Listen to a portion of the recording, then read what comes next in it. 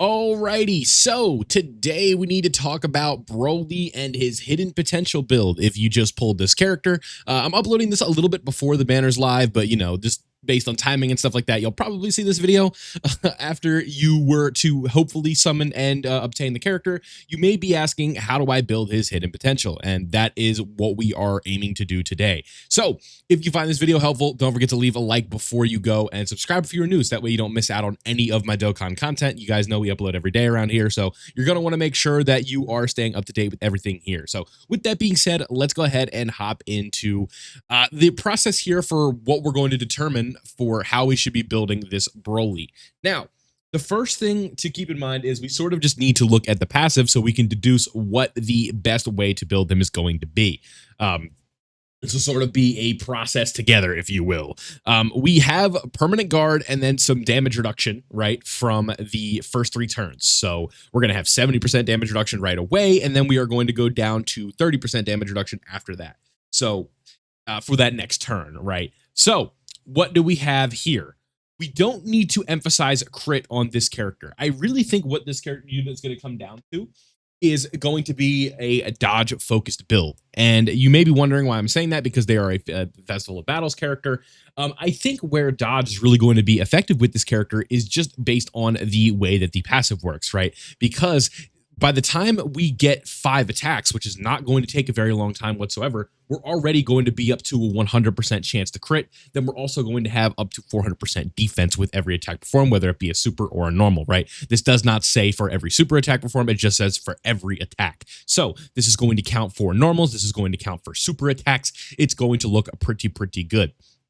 So that is what we're looking for, right? We don't need to focus on crit with this character whatsoever. He is going to be a tech character, so you're going to have that baseline 5 crit. So that is going to be enough. Now, I think that is sort of like as much crit as you're going to need. Now, when we see for every attack received, you guys are seeing right here, we have extra ki, we have extra attack, and then an additional attack that has a high chance of becoming a super attack up to 4 times. So again, with additionals, you're going to have plenty of additionals and plenty of crit built into this character as is. So that's where I think dodge is probably where you're going to get the most value from this character. This is just sort of the way that you'd want to run them, right? You want to have as much dodge as possible. If you want to have some extra additional for the stacking, I think that would make sense. But dodge, I think, is going to be the primary thing here, because there is no way of them getting around attacks aside from nullifying or countering a unarmed super attack, right? So unarmed super attacks, I don't believe are like the most common super attacks in the game. If this was like Ki Blasts, would have been nice as well. But with it being unarmed, we are going to get extra attack, right? And we are going to counter. So with that, there's a lot of, like, again, this is like the process of figuring out how you should build a character, right? We look at what the hidden potential is, or what the passive is giving us. So we have plenty of crit on top of the baseline 5 crit that we have on the for the typing, right? For the hidden potential, that is what you need to know. But when it comes to the additionals, there's also a way for him to get a lot of additionals as well. So dodge, I think, is going to be the primary focus of this unit. When we look at that right here, that is going to be like just what you're going to be able to get the most value from on the hidden potential system. Now, I think another section of this that I need to focus on is where, like, your hidden potential, right? Like, if you, because like people like to, because I'm sometimes guilty of this too, where I'll be like, yo, how should I build this character? And you have them 55%, right? And that's okay. Like, I think it's better to have these characters at 55% for if you're being like a free-to-play player, right? Like, if you pulled the character, you beat the banner, right, you're done. It's probably better that you didn't go in and chase for dupes in terms of like being smart about the game.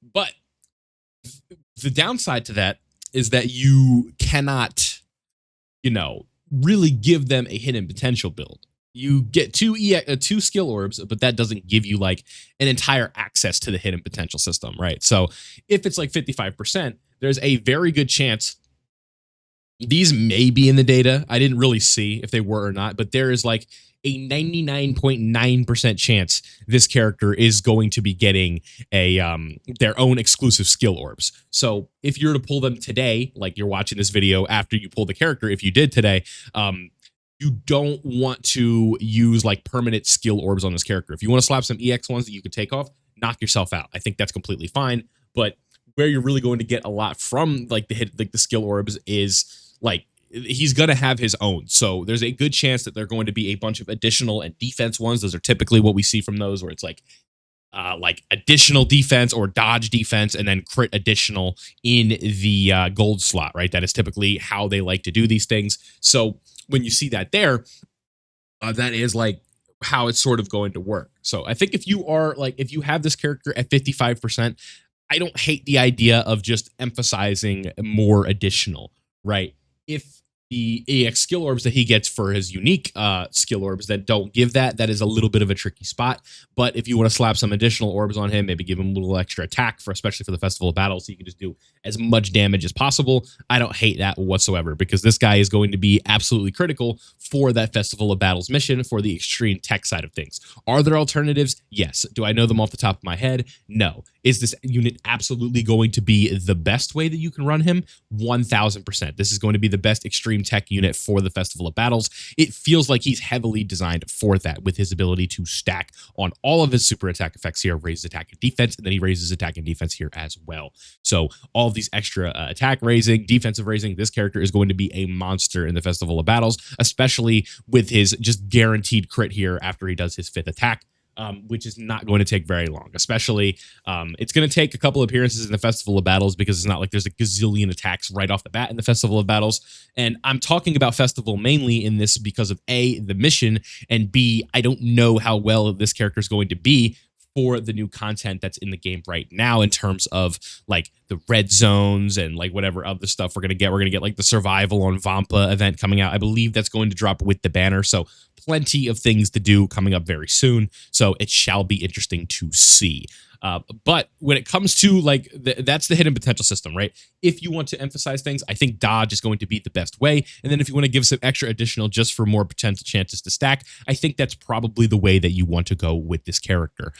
Again, it's the beauty of the hidden potential build, as so long as you're not actively working against the character, you can't go wrong. If you have them at 79%, you go 11 additional, 15 dodge or something like that, that's completely fine. If you go 3 additional and then whatever else, 6 additional and then extra dodge, that's completely fine, right? It's not really a big deal, because this character again is going to have 4 guaranteed additionals essentially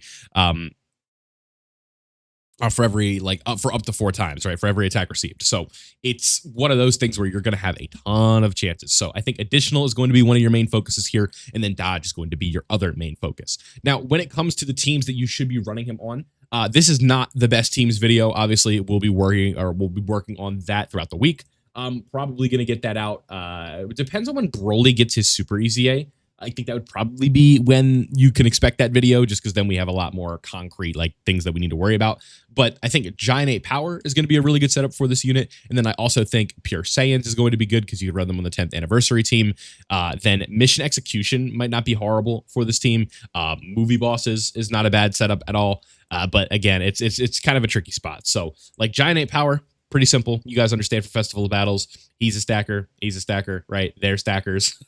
It's one of those things. The problem is you can't really run Super Saiyan 4 Gogeta in here due to the fact that you don't have Trunks of Vegeta, right? But Festival of Battles isn't everything. Giant 8 Power, this team could be interesting in short form content. Pure Saiyans on the 10th anniversary team, you guys know how this one works. You got access to the Blue Goku here, the Super EZAs for the Super Saiyan 4s, right? You got the 10-year anniversary LRs. A lot of really good things about this team. The 7-year anniversary LRs, a lot of really good things. So running them on Pure Saiyans with the 10-year anniversary lead, not a bad idea. If you have Mercenary Tau, Mission Execution, I think this is could sort of be a little bit of an interesting setup for him. Maybe you could check that out. I don't know if this is one of the best teams for him. Glorio as well. That might have been a little bit silly. And then Movie Bosses, this one's going to be good as well, with the Golden Friezas and then the Super EZA for STR Broly coming out very soon. So the best builds, right?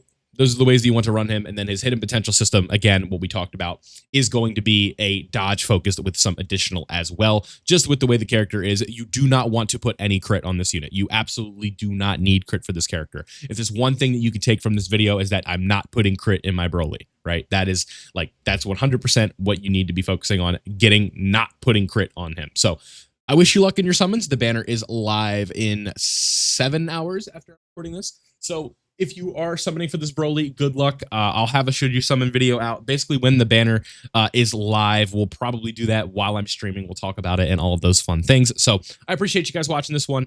Don't forget to leave a like before you go. Shout out to all my members over on the YouTube side of things. You guys know if you want to become a member yourself, you can click the button in the description. There's always a way to do it, and you can further support the channel, and is obviously greatly appreciated. By no means required, but does help me out. So big shouts outs to Malcolm, Driftix, Devontae Little, Jr., Sean C., Blue Sun, Preston Kitty, Tekka, Chunkster, Soldier 91, Yay, Wesley, Cosmo, Van, Brian V, and Radokun. So leave a like if you guys enjoyed this one. Don't forget to subscribe if you're new, and I'll see you all in the next one.